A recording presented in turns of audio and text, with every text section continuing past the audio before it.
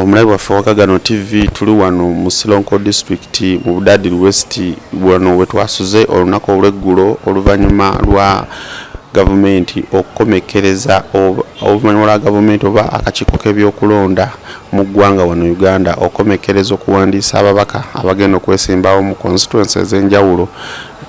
Olunaku olwajjo Nandala Mafaabi eyeesimbyewo okuvuganya ku bwa pulezidenti ku kibiina kya FDC yawuniikiridde we yabadde awerekeddeko omu ku kandidenti owa FDC gwayagala okukiikirira ekitundu kino mu paalamenti nga waliwo ne munne amanyiddwa nga Wanyoto Godfrey ng'ono yajjidde ku kibiina kya yazze independent oluvannyuma lw'okufuna obutakkaanya ku ngaba ya kaadi ya FDC mu kitundu kino wabula ku kakiiko k'ebyokulonda wabaddewo vaawo mpitewo wakati w'abawagizi ba Wanyoto Godfrey ne munnakibiina kya FDC Nandala Mafaabi eyabadde awerekeddeko munne okuwandiisibwa ku kakiiko k'ebyokulonda e Sironko.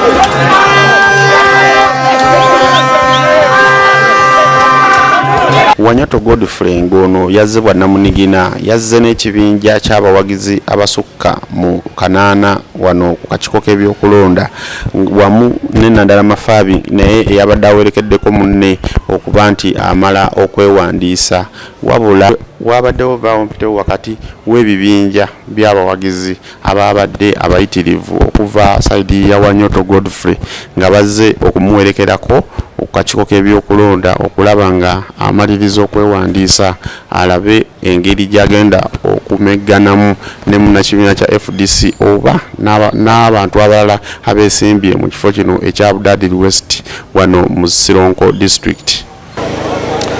Amannya gange bampita Wanyoto Godfrey omu ku abeesimbyeyo ku kifo kya Member of Parliament Budadiri West. Olunaku lwaleero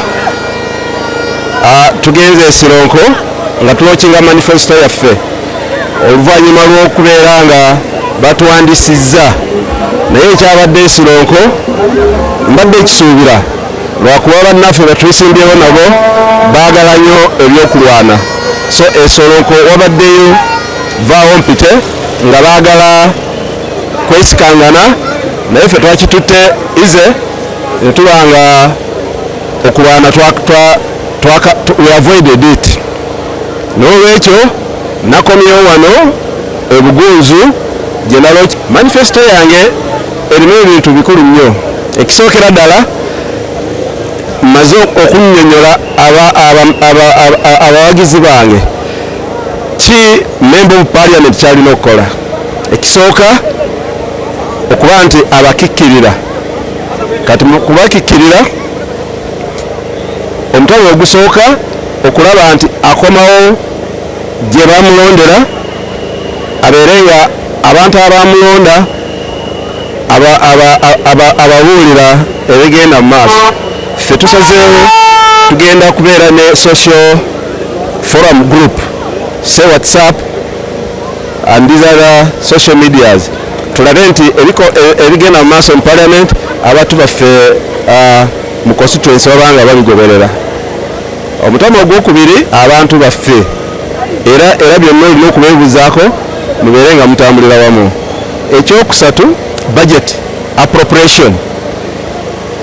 Kati bw'oba omaze budget appropriation oba nnyo okulaba nga ekitundu kyo kifunyeyo kyekifunye, kati ebyo kye tuyita oversight function, okulondoola ebintu bya gavumenti olabe nga abantu babiganyirwamu, lwakuba gavumenti erina programs nyingi naye oluusi abantu tebazimanyi oba tebazijumbira. Kati bw'oba oggyeko ebyo omubaka obwa parliament byalina okukola, manifesto yaffe erimu nti ako katono kondooba nga ofunye eri naako kondooba nga obasakidde through lobbying, twagala tukomewo tubakwatireko abaana okusoma. Tubasuubizizza okubasomesizaako abaana 21 nga omwana ava mu senior 1 paka senior 6.